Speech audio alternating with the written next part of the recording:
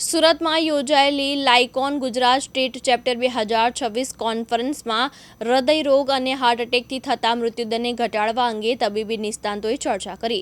Lipid association of ઇન્ડિયાના Gujarat state ચેપ્ટરની સ્થાપના સાથે રાજ્યમાં હૃદયરોગ સંબંધિત સંશોધન, તબીબી અભ્યાસ અને માર્ગદર્શિકાઓને વધુ વેગ આપવાનો પ્રયાસ કરવામાં આવ્યો છે. આ પ્રસંગે નાયબ મુખ્યમંત્રી હર્ષ સંઘવી દ્વારા ડોક્ટર પવન ડી પટેલની લિપિડ એસોસિએશન ઓફ ગુજરાત સ્ટેટના પ્રમુખ તરીકે વરણી કરવામાં આવી. કાર્યક્રમમાં જાણીતા કાર્ડિયોલોજિસ્ટ ડોક્ટર રમણ પુરી સહિત વિવિધ તબીબી સંગઠનોના હોદ્દેદાર અને નિષ્ણાત તબીબો ઉપસ્થિત રહ્યા હતા. લિપિડ એસોસિએશન ઓફ ઇન્ડિયા દ્વારા દેશના વિવિધ રાજ્યોમાં હૃદયરોગ અંગે તબીબી અભ્યાસ અને સંશોધન કરવામાં આવે છે. આ સંશોધનને આધારે તબીબોને નવી માહિતી અને માર્ગદર્શિકા પૂરી પાડવાનો હેતુ છે. કોન્ફરન્સમાં 400 થી વધુ ડોક્ટરો અને મેડિકલ વિદ્યાર્થીઓ જોડાયા હતા અને મેડિકલ વિદ્યાર્થીઓ દ્વારા વિવિધ સંશોધન પેપરો પણ રજૂ કરવામાં આવ્યા હતા. જી મારું નામ ડૉક્ટર પવન પટેલ છે. હું એમડી મેડિસિન છું અને ગઈકાલે તારીખ 9 ઓગસ્ટ 2026ના રોજ રવિવારના દિવસે સુરત ખાતે આવેલ અવધ ઉટોપિયામાં લિપિડ એસોસિએશન ઓફ ઇન્ડિયાના ગુજરાત ચેપ્ટરની શરૂઆત કરવામાં આવી હતી. લિપિડ એસોસિએશન ઓફ ઇન્ડિયા જે રાષ્ટ્રીય એસોસિએશન છે કે જે હૃદયરોગ અને લકવો જે થાય છે એને માટે જવાબદાર જે કોલેસ્ટ્રોલ છે, ખરાબ કોલેસ્ટ્રોલ, એના કેટલા લેવલ રાખવા અને કઈ રીતે એને ઓછું કરી શકાય અને જુવાન લોકોમાં, ખાસ કરીને યંગ જનરેશનમાં, અને જે લોકોને ઘણા બધા રોગો છે એ લોકોને હાર્ટ એટેક કઈ રીતે ઓછા કરી શકાય એની જે સ્ટડી કરવાની આવે, એનું રિસર્ચ કરવાનો હોય, એની સાથે જોડાયેલી સંસ્થા છે અને એ પોતે ગાઈડલાઇન પ્રોવાઈડ કરે છે તમામ તબીબોને. તેના માટે લિપિડ એસોસિએશન ઓફ ઇન્ડિયા દિલ્હીમાં વર્ક કરતું હતું. હવે એમણે 28 રાજ્યોની અંદર પોતાના સ્ટેટ ચેપ્ટર લોન્ચ કર્યા છે. ગઈકાલે 9 ઓગસ્ટના દિવસે આપણા ગુજરાત રાજ્યના લોકલાડીલા નાયબ મુખ્યમંત્રી શ્રી હર્ષભાઈ સંઘવી સાહેબ દ્વારા લિપિડ એસોસિએશન ઓફ ઇન્ડિયાનું ગુજરાત રાજ્યના ચેપ્ટરની શરૂઆત કરવામાં આવી હતી અને દક્ષિણ ગુજરાતની મોટામાં મોટી કોન્ફરન્સોમાંની એક એવી લાઇકોન ગુજરાત 2026 કોન્ફરન્સ યોજાઈ હતી. આ કોન્ફરન્સની અંદર 400થી વધારે ડૉક્ટરોએ અને મેડિકલ સ્ટુડન્ટોએ ભાગ લીધો હતો અને આ કોન્ફરન્સની અંદર ગુજરાત રાજ્યના રાષ્ટ્રીય સ્તરના અને લોકલ એવા 11થી વધારે એસોસિએશનને સાથ આપ્યો હતો અને તેના પ્રેસિડેન્ટ અને સેક્રેટરી અને તેના મેડિકલ જગતના તમામ વરિષ્ઠ હોદ્દેદારોએ ભાગ લીધો હતો. આ કોન્ફરન્સની અંદર જે નવા રિસર્ચ થયા છે, જે નવી અપડેટ્સ આવી છે અને જે નવા પેપર ઇન્ટરનેશનલ લેવલ પર પબ્લિશ થયા છે એની માહિતીઓ તમામ ડૉક્ટરોને આપવા માટેનો એક સુમેળભર્યો અને સુઆયોજિત કાર્યક્રમ કરવામાં આવ્યો હતો. આ આયોજન લિપિડ એસોસિએશન ઓફ ઇન્ડિયાના ગુજરાત સ્ટેટના મારી સાથેના જે મારા એક્ઝિક્યુટિવ અને સેક્રેટરી ડૉક્ટરો છે એ લોકો દ્વારા કરવામાં આવ્યો હતો અને આ આયોજન માટે અમને રૂપરેખા અને ગાઈડન્સ અમારા રાષ્ટ્રીય અધ્યક્ષ માનનીય શ્રી ડૉક્ટર રમણ પુરી સાહેબ દ્વારા આપવામાં આવી હતી. नाम डॉक्टर रमन पुरी है। मैं इंटरवेंशन कार्डियोलॉजिस्ट हूँ अपोलो हॉस्पिटल दिल्ली में और लिपिड एसोसिएशन ऑफ इंडिया का फाउंडर चेयरमैन हूँ। हमने लिपिड एसोसिएशन ऑफ इंडिया 2012 में शुरू की थी। हमारा ऑब्जेक्टिव था कि हिंदुस्तान में जो यंग डेथ्स होती हैं, जो हार्ट अटैक होते हैं, उसको हम कैसे कम करें, क्योंकि इंडियन में जो हार्ट अटैक होता है वेस्टर्न पॉपुलेशन के कंपैरिजन में 10 साल पहले होता है और ये हार्ट अटैक के साथ एक और प्रॉब्लम ये है कि मोर्टेलिटी जो इसके साथ होती है, जो डेथ इसके साथ होती है, ये भी हाई है as compared to the western population. ये सब चीज़ होती है जबकि हमारा जो लिपिड प्रोफाइल है वो एलडीएल कोलेस्ट्रॉल है जो कि वेस्टर्न पॉपुलेशन से 10 मिलीग्राम कम है। तो इस चीज़ को कैसे कंट्रोल किया जाए, क्योंकि इसमें जेनेटिक फैक्टर्स काफ़ी रोल प्ले करते हैं, क्योंकि हमारे यहाँ डायबिटीज़ जो होती है वो 10 से 20 साल पहले होती है वेस्टर्न पॉपुलेशन से। तो इसलिए हमने हिंदुस्तान के लिए जो लिपिड गाइडलाइंस में चेंजेस लाए और हमने वो टारगेट्स दिए हैं जो कि हिंदुस्तान के लिए पब्लिक के लिए अच्छे होंगे कि ताकि हम उसको हार्ट अटैक को रोक सकें।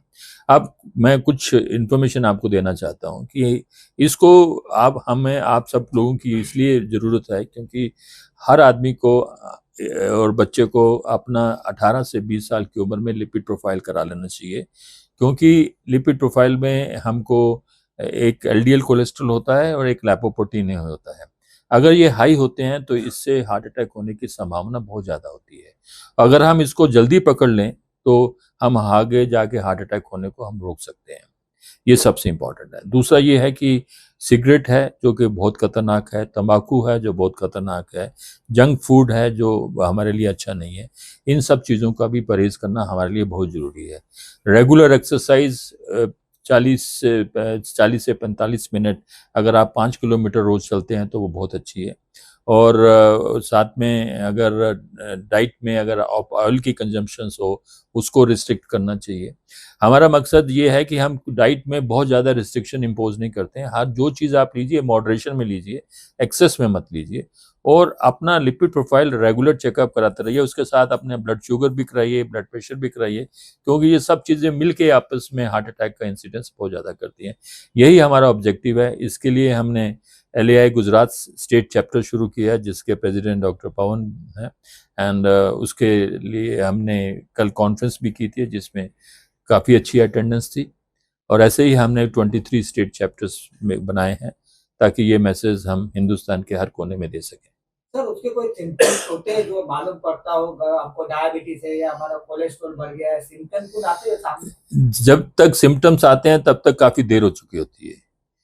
हमने बीमारी को तब पकड़ना है जब उसने कुछ मुश्किल नहीं किया है। जैसे हार्ट अटैक वाला मरीज जो होता है होता है वो हमको 4 तरीके से पता चलता है। एक तो आपने सुना होगा कि घर में बैठे-बैठे अचानक आदमी की डेथ हो गई, ये हुआ, वो तो उसको that is also a type of heart attack. दूसरा ये हुआ कि उसको हार्ट अटैक हुआ और हॉस्पिटल में आ गया, दूसरा हुआ। उसमें नुकसान इसलिए होता है कि उसमें हार्ट का मसल डैमेज हो गया होता है। तीसरा होता है कि आदमी चलता है, उसको तकलीफ होती है। चौथा ये होता है कि वो जांच करने के लिए गया, ऑपरेशन करने के लिए गया, ECG में देखा कि उसको हार्ट अटैक हो चुका है, जिसको हम साइलेंट हार्ट अटैक करते हैं। तो इन सब चीज़ों को हम तब रोक सकते हैं जब हमको पहले पता लग जाए कि दिल की नाड़ी में चर्बी जम रही है। और इस चर्बी को शुरुआत से लेके अंत तक, हार्ट अटैक तक 30 से 40 साल लगते हैं। और इस 30 साल के बीच में अगर आप कई मरीजों का TMT भी कराओ, एक्सरसाइज टेस्ट कहते हैं उसे, तो वो भी नॉर्मल निकलता है। उसको सिम्पटम्स भी नहीं होते, ये टेस्ट भी नॉर्मल होते हैं, तो इसलिए लोग सोचते हैं कि हमें कोई हार्ट प्रॉब्लम नहीं है। तो हमने इन लोगों को भी पकड़ना है जिनको कि डिपॉजिट्स हैं, सिम्पटम्स नहीं है। तो ऐसे मरीजों को अक्सर आप देखोगे तो उनको हाइपरटेंशन भी होगा, वो सिगरेट पीते होते होंगे, उनको डायबिटीज भी होगा। तो हम कैलकुलेट कर सकते हैं कि इन मरीजों को 2 की सिम्पटम्स नहीं है, TMT नॉर्मल है, लेकिन इनमें शक ज़्यादा है। तो अगर हम उसको मरीजों को उस स्टेज में पकड़ लें तो हम काफ़ी हद तक हार्ट अटैक को कम कर सकते हैं। जी सर, पहले अभी अभी ऐसा हो रहा है कि छोटी उम्र के बच्चों को भी हार्ट अटैक का हमला हो रहा है और एक्सपायर भी हो रहे हैं, तो इसका क्या कारण हो सकता है? उसका सबसे इम्पोर्टेंट कारण है कि अवेयरनेस नहीं है। और हमारी जो डाइट है, अगर आप इंडियन डाइट देखो तो उसके बीच में कार्बोहाइड्रेट की बहुत कंजम्पशन है। हम लोग बहुत तेल इस्तेमाल करते हैं और हमारे यहाँ जैसे नॉर्थ इंडिया में, यहाँ का तो मुझे नहीं पता, नॉर्थ इंडिया में कचौड़ी हुआ, छोले भटूरे हुए, इसमें बड़ा ट्रांस फैट होता है जो कि हमारे लिए अच्छा नहीं होता। फिर दूसरा, हम रेगुलर एक्सरसाइज नहीं करते हैं। हम Indians as compared to western population में एक्सरसाइज कम करते हैं। और तीसरी चीज़ ये है कि अवेयरनेस नहीं है। आप छोड़िए, काफ़ी हद तक मैं कहूँगा, अगर मैं डॉक्टर हूँ, तब भी मैं कहता हूँ डॉक्टर्स के बीच में भी हमको अवेयरनेस बढ़ाने की आवश्यकता है। इसलिए हम मीटिंग्स करते हैं, जो डिफरेंट स्टेट चैप्टर में डॉक्टर्स के साथ मीटिंग करते हैं। तो ये सबसे इम्पोर्टेंट चीज़ है। और लेकिन कई जेनेटिक डिजीज़ होती हैं, जिसको हम कहते हैं फेमिलियल हाइपोकोलेस्ट्रोलेमिया। उसमें 2 वैरायटी होती हैं, एक होमोजाइगस होता है और एक हेटेरोजाइगस होता है। जो होमोजाइगस FH होता है, उसमें जो बच्चा पैदा होता है उसका LDL कोलेस्ट्रॉल 500-600 होता है। अगर ये हमको छोटी उम्र में पता लग जाए तो इसका इलाज करें तो हम उसकी ज़िंदगी को हम नॉर्मल बना सकते हैं। लेकिन अगर पता ना चले तो अक्सर ये लोगों को 10 साल या 12 साल की उम्र में हार्ट अटैक हो जाता है और मेजॉरिटी ये बच्चे, अनट्रीटेड बच्चे जो होते हैं, 18 से 20 साल में उनकी डेथ हो जाती है। एक जो दूसरी वैरायटी होती है जो कि बड़ी कॉमन है, उसको हेटेरोजाइगस कहते हैं। उन बच्चों में हार्ट अटैक 40 साल की उम्र में होता है। उनका LDL कोलेस्ट्रॉल शुरुआत में ही 190 से ऊपर होता है, 200-250 होता है। उनमें हमारे पास काफ़ी वक्त है, तो अगर हम 18 साल या 20 साल में पकड़ लें, और खासकर ये क्योंकि फैमिली में होते हैं, तो इनके अगर पेरेंट्स की हिस्ट्री लोगे, माँ बाप की लोगे, दादा दादी की लोगे, उनकी फैमिली में कोई ना कोई किसी की डेथ 55 साल से पहले हार्ट अटैक से हुई होगी या हार्ट अटैक हुआ होगा। तो ऐसी जो फैमिली होती है जिनमें already heart attack young age में हुआ है, उनके बच्चों को हम इवन 2 साल की उम्र में लिपिड प्रोफाइल कराने के लिए एडवाइस करते हैं, ताकि जितनी जल्दी हम इस एलडीएल कोलेस्ट्रॉल हाई लेवल को पकड़ लें और उसका इलाज कर दें, उतना ही लंबी ज़िंदगी हम उस बच्चे की कर सकते हैं।